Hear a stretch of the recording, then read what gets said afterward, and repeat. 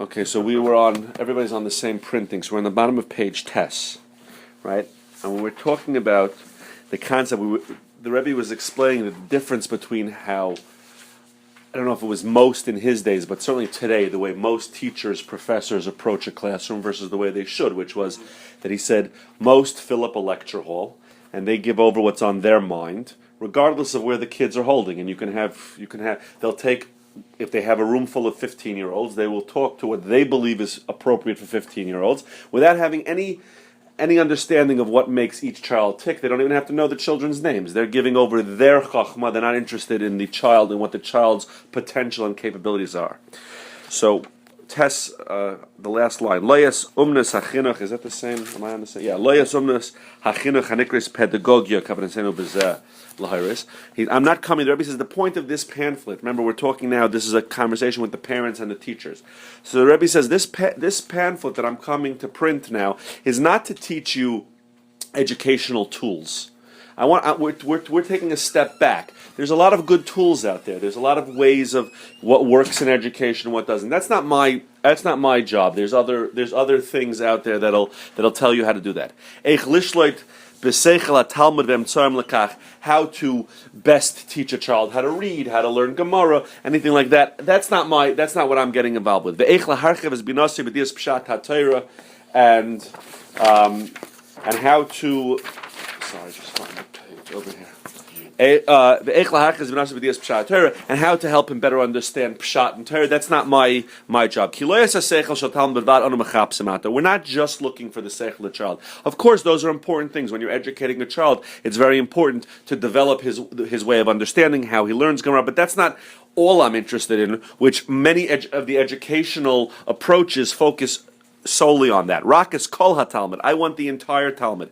Es hanefesh, es ruach, haneshama. I want all three levels of the soul. And actually, as a matter of fact, in the back of the Sefer, the Rebbe has 3 mamarim, and he explains how these break down, nefesh, ruach, neshama. But these are the various parts of the soul that control different parts of the way human beings interact. And that's what we're looking for. To bind them to the God of the Jewish people, so that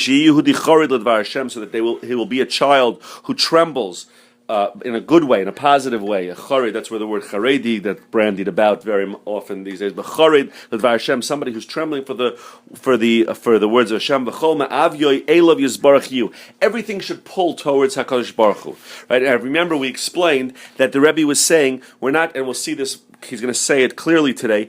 The idea is that we're not trying just to make sure that the child behaves today or that he does well on his next test. We want to know that in 30 years from now, when he's long out of our house, when he's long gone, that he still feels that desire to connect to Hashem. Hine. As much as every father and every teacher knows that these young children in front of them, every father and every child in the world will agree, will know, will confirm this statement. They're not going to remain children forever. Right? Every father, every child knows that. They're going to grow up to be adults.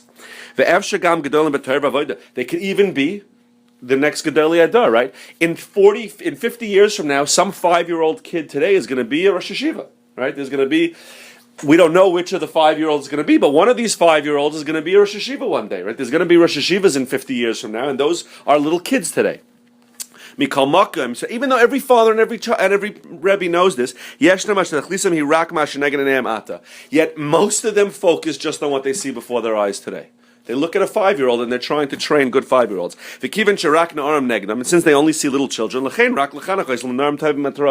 think their goal is to make good, well-behaved children. So they see, if you see somebody where the child sits well quietly at the table on Shabbos and he doesn't make any noise and he sings along with Zmiris and he says his little Dvar Torah, the father must be doing a good job. It may be that the father has destroyed this child inside 100 times already, but right now he looks like he's a well-behaved 5-year-old. He must be doing a good job. That's how they lose track of this. And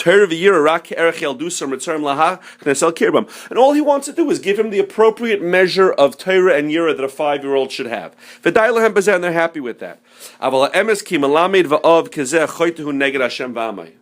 I think we should read that again because that's a very strong lashon, and I don't know if we'd be allowed to say it if the Rebbe didn't say it.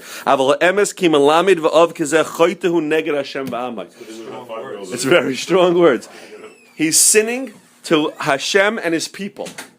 I mean, I can't. There's nothing to translate. That's as clear as one can say it, right? That you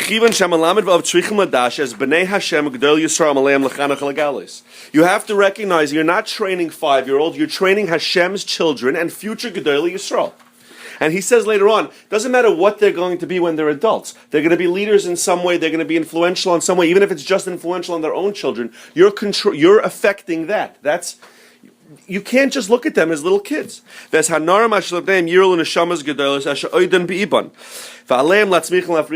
our job. They're still in their unripe stage. It's our job to make them sprout and to make that potential grow. I happen to have just seen a story in someplace completely unconnected today about a kindergarten teacher, which just the thought is, and I've heard this from Rav Weinberger, but that the word kindergarten, we'll see in a second, is the garden of children. It's a garden of children that you're supposed to develop. I mean, English takes that word also. But there was a kindergarten teacher in Israel, and she had a group of new students, first day of school in kindergarten, and she goes around the room and she asks everybody their name. And one kid is painfully shy, doesn't say a word, doesn't respond. So we're on page Yud in the middle, in this last paragraph. So one kid doesn't respond. So she says again, "What's your name?" And the kid doesn't respond. So all the other kids start laughing, and they call her Karimla Mirala. That's what they call her. She's already doing kindergarten. This is her second time doing kindergarten. She doesn't talk much. She doesn't. So the teacher, quick on her feet, said, "Oh, perfect. Mirala, you're going to come sit next to me. You and I are like twins." Why are we like twins? I also repeated kindergarten when I was little, and I wasn't so happy about it either. But I was so much more well-prepared when I went to first grade than all the other kids that's how I became a kindergarten teacher. So you're like me and you're going to be like me when you grow up. And they said that this kid, she took what could have been a horrendous event in this child's life and destroyed the kid. And just by understanding where the kid's head was at, in 2 seconds she turned the whole thing around on her. So that's the idea of a teacher who understands what the children and is not just trying to pour their own wisdom out and get themselves published, as teachers today are very busy doing. Right? It's not just about trying to share their own thoughts with the world, but trying to figure out what it is that the children. And again, we'll repeat this very often throughout the day, but we're not just talking about children. The same rules apply, just at different scales. You could be somebody you could even be somebody who's talking to somebody older than you. Whenever you're in a position where you're developing and teaching somebody else, which could be many, many situations in life, there's always that situation. Are you just trying to show how smart you are, or are you trying to actually help that person by bringing out what they need? So the next paragraph, coming off the kindergarten, Ganonim heim began Hashem la'avdo l'shamra. Parents and teachers are gardeners in Hashem's garden. And it's our job to work them and to guard them. Let's say you see children. Sometimes you see a kid, it's just a bitter kid. It's just a rotten kid. What could you do? The kid likes to throw rocks through windows for no explicable reason. And no matter what you threaten him with, no matter how much you try to bribe him, he just seems like a rotten kid. You just can't get through to him. What do you do? He has all kinds of bad character traits. You should know that this is the nature of pits, of the seeds of fruit, and unripe angels. They're bitter when they're being cultivated, but they're full of nectar when they get bigger. I hate to keep doing this, but we have to read that again like 6 times. And I heard from my Rebbe that this is a line that every teacher in the history from now on should have in front of them. There is no such thing as absolute bad when it comes to Jews. There's no such thing as somebody who's thoroughly bad. It's not possible. All the early Chassidim taught us this. When you see something that seems bad, that seems bitter, it means you have to figure out, you have to become more creative. Right? When you have the kid who keeps his finger on the place and does everything his parents and teachers say, so you don't need to be so creative. It's a lot easier to teach that kind of child. But here, when you see what looks like something bad, you have to become more creative. But it doesn't mean that it's bad. Lamashal, he says, for example, in Yesh Lefanav Talmud Midas Akshana Shira, you have a kid, he's stubborn. You cannot get this kid. Whatever you tell him, he wants to do the opposite. Go to sleep, it's time to wake up. Wake up, time to go to sleep. Wear this, he wants to wear that. Right? Everything is a problem. You cannot get this kid to do anything you want. He's very, very stubborn. It seems like it's terrible, and the parents lose patience. The Soivel Halmanamid Mimenu Harbe. And the teacher, Nebuch, he has 18 kids in the class, let's say, and 17 it goes smoothly, and this kid drives him crazy. Yizbanin, he should think before he loses his patience and he wants to just smack the kid, right? Yizbanin should think when this kid grows up with Torah and Avodas Hashem, and he accepts it upon himself.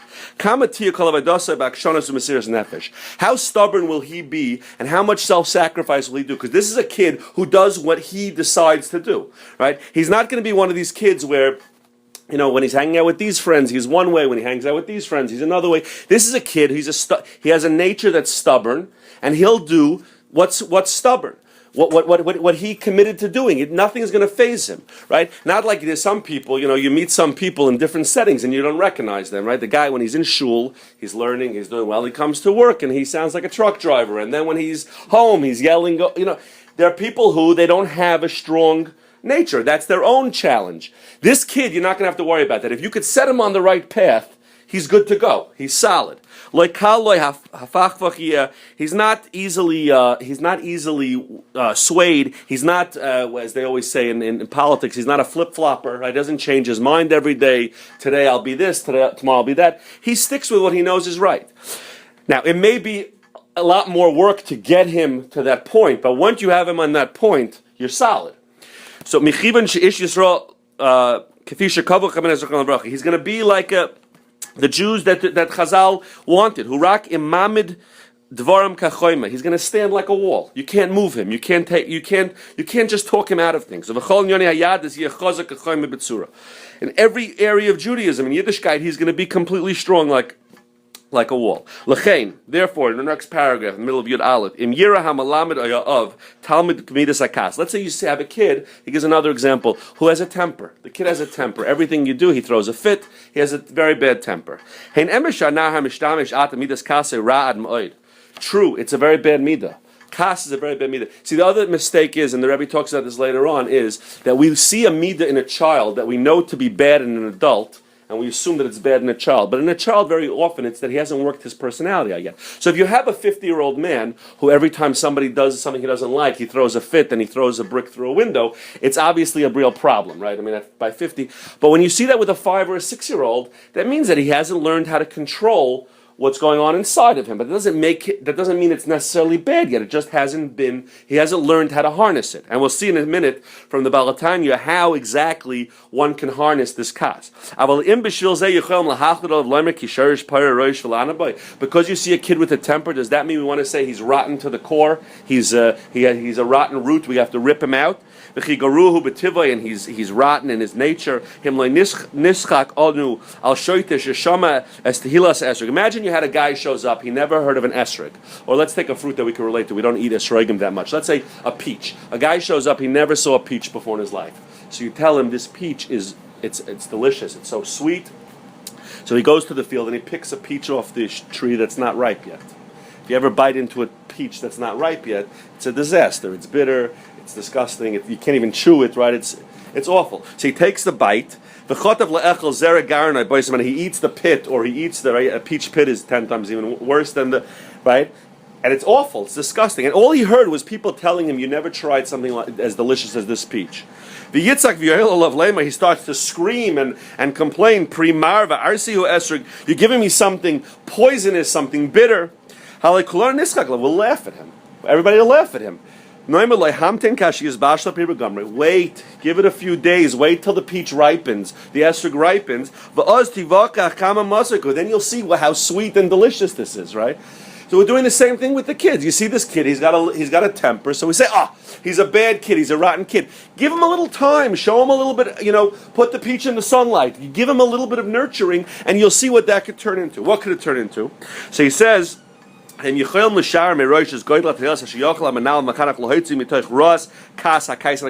imagine what we could bring out from somebody who has this midah of kas? It says, if we were to penetrate to his essence, and bring him close, and ignite his heart, that they should be given over to Hashem, his anger will be transformed into a fire going up to Hashem. Call Maisa Avodah Sheyase, everything that he does, every mitzvah, every Torah that he does, Kigachale Eishes Lava will be like burning coals. Right? He's a very passionate. Somebody who has a temper means he's a very passionate, emotional person. That's the nature of somebody who's a temper. He's very passionate about it. So imagine if we could redirect that for Torah mitzvahs. That's the guy who could lead Klal Yisrael. He has this unbelievable koyach, this unbelievable passion. Everything that he says to Hashem, b'Torah tefillah. It'll be with like thunder, right? To Hashem, he's gonna be lit up the whole time. On the part of Kegavna that scares even those who try to do little Pirish Hamilim, because once we see Aramaic, we lose all focus, right? But in Kegavna, so the Balatanya writes in his Pirish on the Siddur on Kegavna, and if you daven Ashkenaz, you don't say Kegavna at all. But the tefillah of Kegavna, he says, "Hatfilah me'azor ne'ameres achrei kabbalah Shabbos zel l'shana." This is what the Balatanya says on this. He says, "Hachamim shebekas," the warmth that is part of kas, shemisto'ef min hachamim shebalev. It stems from the warmth of the heart. V'chol adam haraskon betivai. Anybody who's a hot-tempered person by nature, right? Olul tevel levavilis lavas barishbe eis hatshuka. His nature is to be on fire with fiery flames of longing for Hashem. He has this unbelievable passion. It's just that nobody's taught him yet how to direct it properly. So therefore it comes out with frustration and anger and throwing a temper and throwing a brick through the car window. But that's just because he hasn't been shown how to use it properly. If you could direct it properly, this kid will be unbelievable. That was the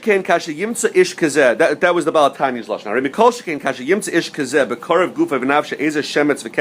Not only that, besides that, he'll be so passionate when he does avodah Hashem. When he himself, he's angry. He has the midah of anger. When he himself finds something wrong in himself, he finds that his davening is not good enough, or he's doing some avera, he finds some stain or something not right with himself. Kama kas v'chema yismali. He'll be so filled with anger at himself. Page Yud Beis, as Yitzrei Hatoiv Yargiz v'Sarami Kirba Yashlakav Yashmid. He's not going to. You have a guy who's very chilled, right? So I don't do this mitzvah so well, or I did this avera. Okay, he takes everything in stride, so he'll take his averas in stride. Again, we're just using an example. Obviously, a different personality has its milas. The point that the Rebbe's making is not that everybody you should look for to become a kaisen. The point is that every midah. But if you have a guy who's a much more easygoing, relaxed guy, so when he finds that he has certain flaws in his avodas Hashem, he's not necessarily going to rip it out right away. But this guy, if we put him on the right path, he has a temper. He's going to rip those flaws out of himself because he's angry at himself. That's how he reacts to things. Now this is something that has to be very careful with. But again, the Rebbe is saying if we train him right, what if somebody he sees in one of his friends something lacking? He will give them musar. He won't insult them and he won't degrade them. Again, if we train him right, he'll speak simple words. But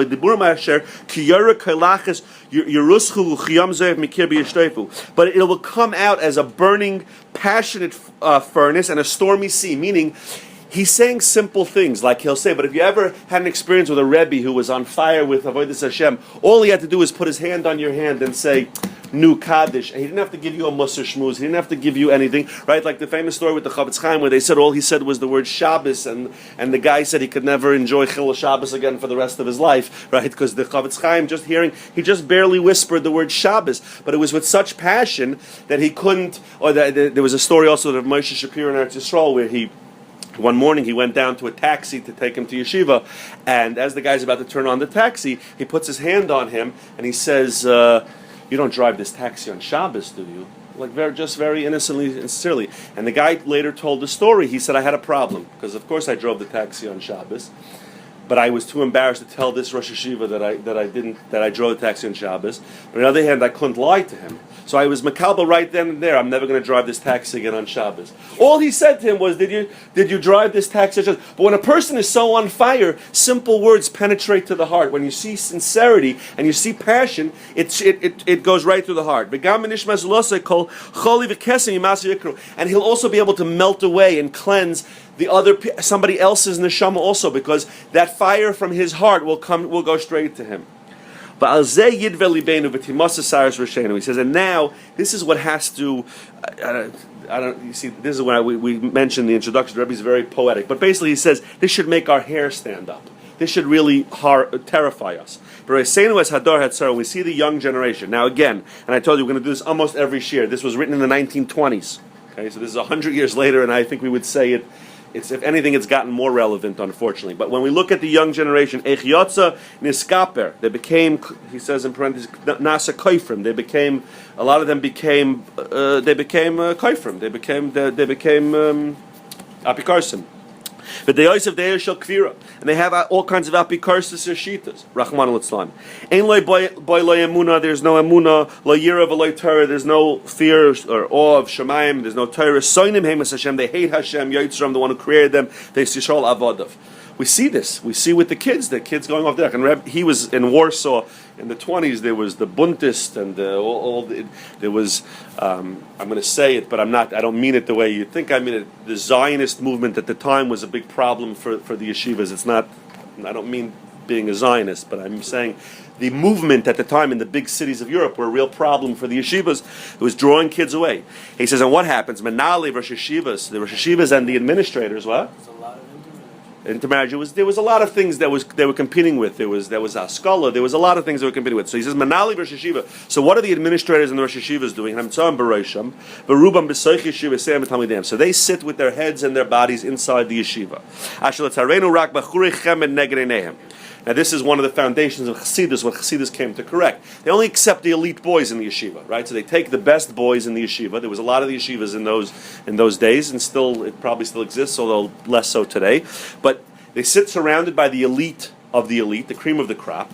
So these Rosh Yeshivas and these Menahalim, and again, I wouldn't say this because I assume these people, but the Rebbe says it so we could read it.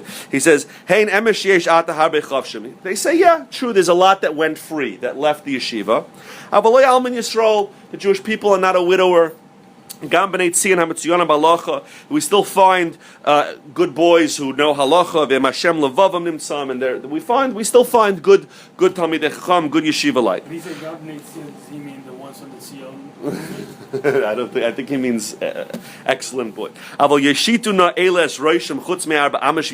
they should stick their heads out of the yeshiva, out of their arba amas once in a while. He uses sharp language. There's no way around it. I can't soften it. So he says, they should see the myriads of kids that we're losing. It says it's a reenactment of the destruction of Yerushalayim. It's his words. The base medrash that were full of people learning are empty. And the kids are out there, all they want to do is get as far away from Torah as they can. Their only goal is to get far away from these Rosh Yeshivas. He says even people who work, or they're merchants, businessmen, that in earlier generations, even if they weren't Talmidei Chacham per se, they were Jews with Emunah. We're losing them. They're not even. We can't even hold on to good balabatim anymore. He's saying, Rahman al-Tzan.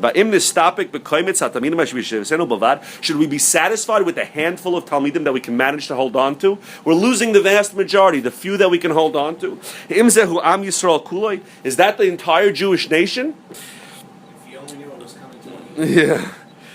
So.